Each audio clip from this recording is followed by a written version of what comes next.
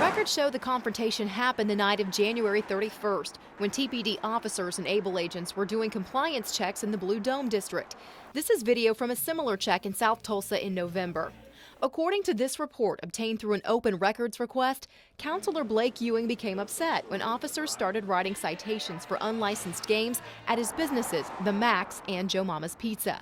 The report says Ewing told officers he would find it, quote, very hard to approve additional manpower if this is how the department thought officers were best deployed. I think it's a crazy insinuation that I in any way tried to use political office to change the way that event happened that night. In that same open records request, we obtained this email to Chief Chuck Jordan from Deputy Chief Mark McCrory, where McCrory says, quote, this is an issue of using his position to keep our officers from doing their jobs.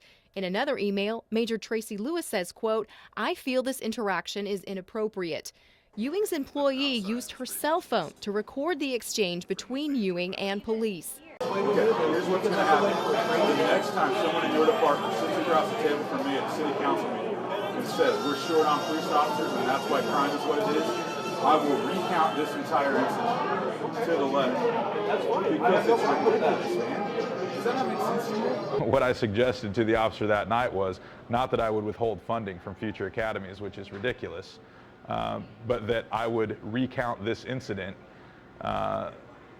in full detail, because it seemed like a waste of resources and a waste of manpower. Ewing says having a large number of uniformed officers enter his business during the dinner rush was upsetting for his customers.